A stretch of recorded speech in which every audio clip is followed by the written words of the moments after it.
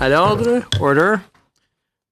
Bienvenue. I just don't want everybody to think that we're only going to have 25-minute meetings from now on. That's not. This is not going to be the norm. This is not a precedent.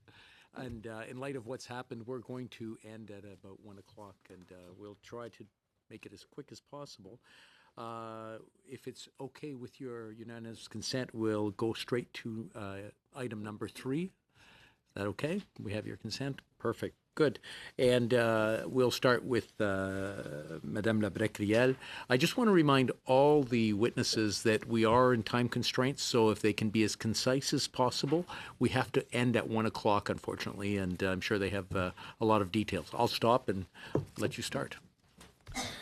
Alors, Monsieur le Président, Mr. Speaker, members of the board, good morning. I'm here to present a request of resources due to a small restructuring of the Interparliamentary and International Affairs section.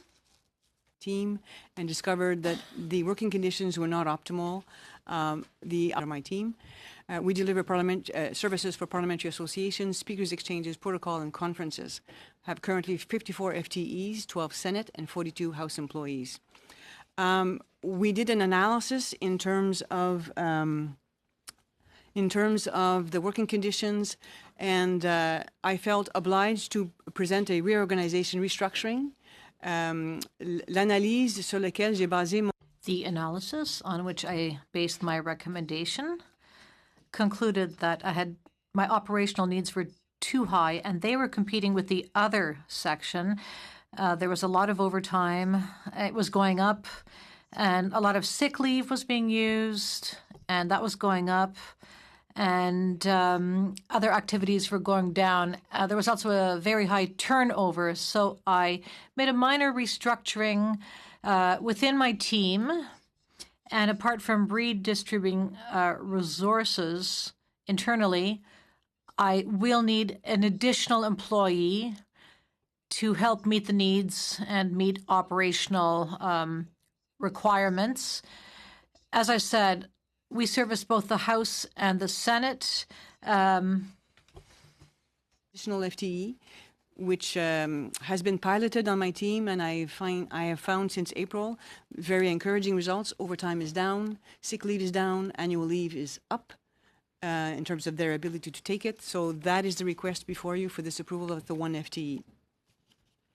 Nous avons des questions? Are there any questions, Mr. Rodriguez? Thank you, Mr. Speaker. Thank you very much. I imagine that hiring an additional person will lighten the load of other employees, but there will be a cost, won't there? Yes. Clearly, there was a lot of overtime, and one of my main objectives was to bring down that overtime. Cost recovery will happen, especially on the international conferences side. As you know, once in a while, the Joint Interparliamentary Council asks for funding for major international conferences. On average, they cost over $1 million, and part of that money goes into overtime. My objective is to bring down that overtime. After 1 or 2 conferences, I will already reach that goal. Oui, merci beaucoup, Monsieur le Président. Moi, je suis... Thank you, Mr. Chairman. I support the request and the additional request for the amount of $96,000. But what strikes me is the fact that employees put in over 3,000 hours in overtime, and there's a matter of 200 hours of annual leave. So on the one hand, we're paying a lot of overtime. People are working overtime, and yet they were unable to take their annual leave, which is why sick leave has gone up and is still going up. Now, we're also managing money, of course, but we're also managing people. So it would look responsible on our part to increase human resources to bring about more balance in that branch. Was that an observation? Ms. de Bellefeuille, followed by Mr. Strahl. Ms. Labracariel, thank you so much. And thank you for your good preparation. You've provided us good reasons for your request, and you've kept in mind our financial objectives. And thank you for your sensitivity to the working conditions of your team members. By adding a position of manager, can you tell us exactly how that is going to help bring down overtime? Well, if we add a manager, this will help the entire management team to keep a closer eye on everyone's workload, all 54 people and soon 55. Without following the workload closely, well, the workload keeps on going up. And if a manager cannot redistribute the work, well, people are putting in more overtime and managers just lose sight of what's happening. If we bring in an additional person, we'll be able to follow up the hours worked. There's been a pilot project since April, and the results are there. Thank you very much. You will have our support for your request. Thank you very much. And certainly we want to ensure the health and safety of people that are working for us as members of Parliament and senators. And I think we have to recognize the strain that has been put on this group. However, I would, again, we had this discussion in the last Board of Internal Economy about there has been I have numbers here, 60% or so increase in activities of associations in the last number of years. So I guess is there any cap in place, or members of Parliament, as the whip, I can tell you, do like to travel internationally, and obviously they've done that more and more over the last number of years. So while we do have to support that function, is there any cost control on that other side to prevent the growth rate from being 27% a year, which obviously does, if the travel is happening, we need to have the support staff. But what are we doing to ensure that this number doesn't just continue to increase exponentially year over year? I'm not so sure I have the magic solution in terms of where the cap is. I can say that this request does not only stem from associations. There is a direct link with association in the sense that there's a strong connection to my request with international conferences that we host, but the outgoing associations activities is not the big issue here. It really stems from the protocol team, who are responsible for the immediate delivery of protocol services on the Hill. And with the two buildings, the delivery of these types of events in two buildings is much more complex for these individuals. And the international conferences used to be, until I piloted this new structure, the responsibility of the same team. So as they're delivering on a very immediate basis and reactive basis these protocol activities on the Hill, they're unable to do the long-term and medium-term planning for these conferences other than doing it on evenings and weekends. So it is, I do take your point, and I know the council will be looking at these things once it ramps up again probably in February for association outgoing activities.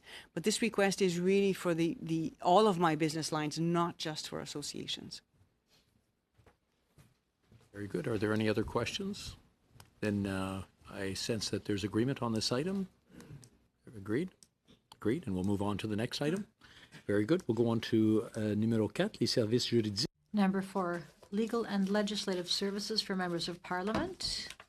Philippe Duprin, counsel, and Danielle Paquette, financial director. Thank you.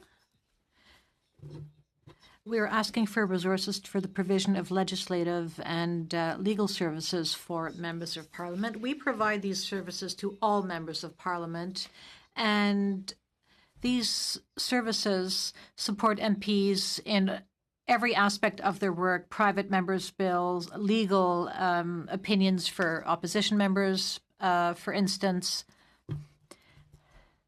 And we also support members in their constituency offices. There have been major changes in the legislative and legal contexts, and these changes affect MPs, and they need additional support.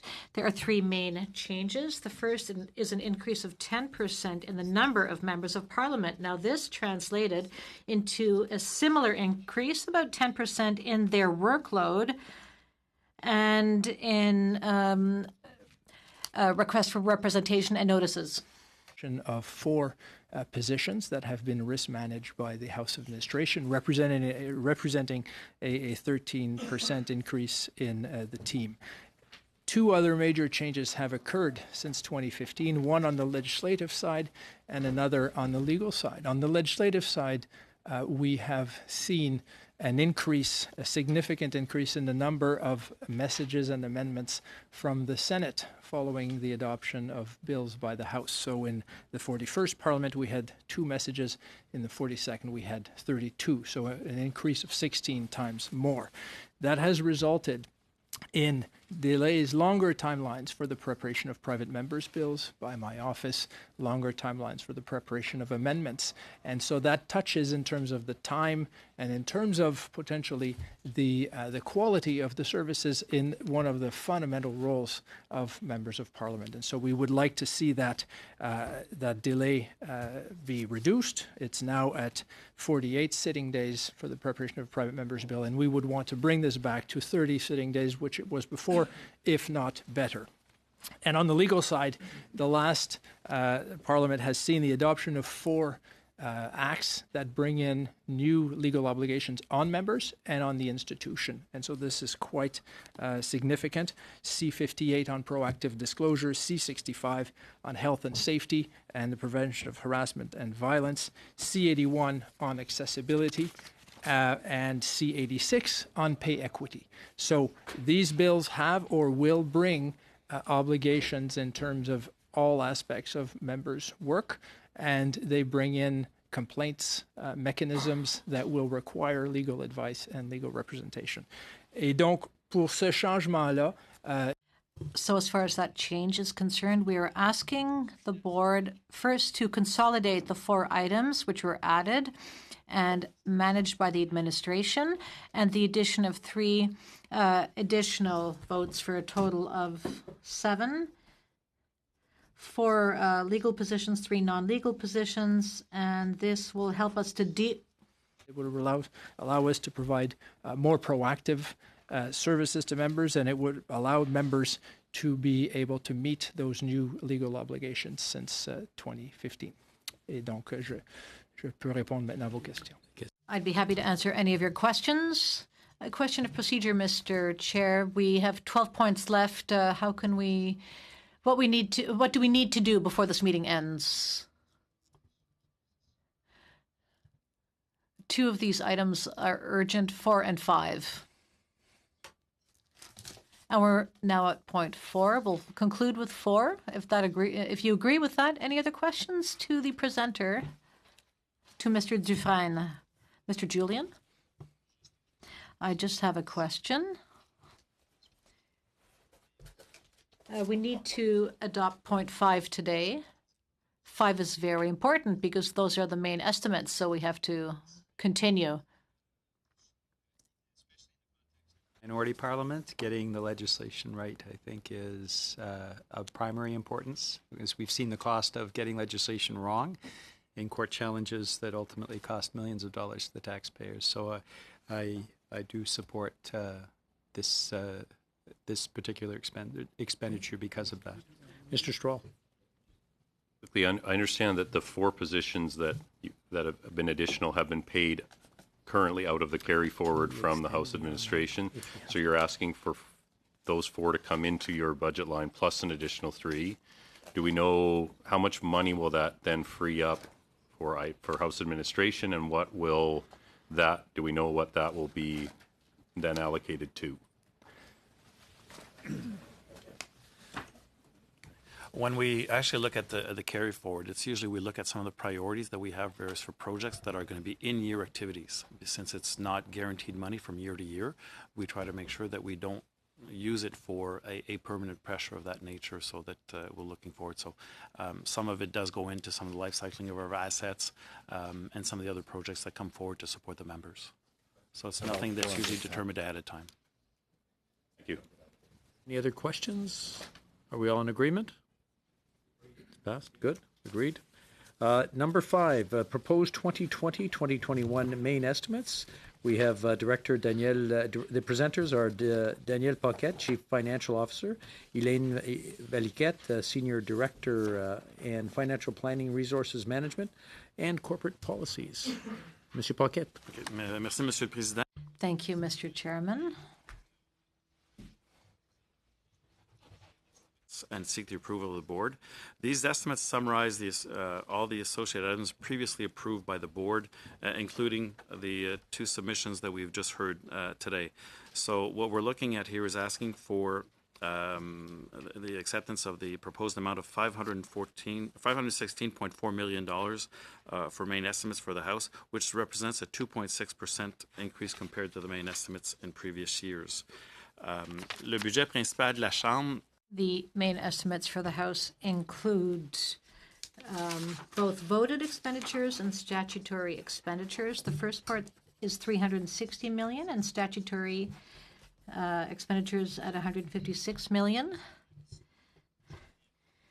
Some elements have been pre-approved, including increases for operational budgets for members of Parliament and House officers and benefits. Is new for this year is the adjustment included in the for 1.7 million for House officers. This is the amount that is revised, that we had to do given the revised party representation in the House for the additional recognized party after the last general election.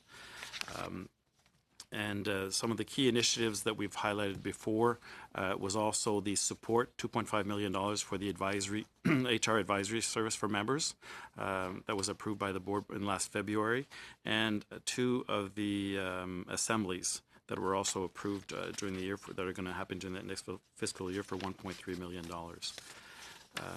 En conclusion, il est recommandé que le bureau. In conclusion, it is recommended that the board approve the main estimates for the House of Commons for 2020-2021 in the amount of $516.5 million. It is devoted into 2 programs, $360 million and $156 million for the 2 different sections of the House. Nous avons des questions. Are there any questions? Mr. Stroll. I have 2 questions. One is regarding the Office of the Clerk. It does appear, just looking at the numbers themselves from 2019-20 to 2020-21, that there is a significant reduction in the internal audit funding. If you could just maybe address, assure us that the internal auditing is not being cut and that it's maybe there's a reorganization there. And then I also would ask, there is also a similar reduction in the Office of the Deputy Clerk year over year. Looks like about a 20% reduction, Office of the Deputy Clerk procedure. So if you could explain that that reduction as well, what is the reason for that? Who will be answering? Monsieur Paquette. Transferred out of procedures. So yes, there were reorganizations in the organization to make sure that the various work is properly aligned. For when it comes to the internal audit, we used to have the planning function that was under the Chief Internal Audit that has now been transferred under our Deputy Clerk for the administration. So there's been no reduction in the actual capacity from that perspective. And for the procedural, it's the press gallery that was transferred also under the Deputy Clerk administration. So there's been... all the power. That's right. Secretariat. The press gallery secretariat. Yes, sorry. A little precision important. Are there any other questions? D'autres questions? Okay, we're all in agreement. It's passed. Good. Now, we have in-camera meeting, so I don't know if we have enough time. Shall we proceed to in-camera, or do we want to postpone it to the next meeting? Postpone it? Is that an Mr. Speaker, agreement? I think it's an important item. I think. Yeah, I think we given wanna fact take the there's time. 5 We don't wanna minutes, rush through My it. suggestion would be put it to the next. Very good. We'll vote. postpone the in-camera meeting till the next time. That being said, everybody's in agreement. Everything's good. So we can adjourn. Adjourned. Thank you very much.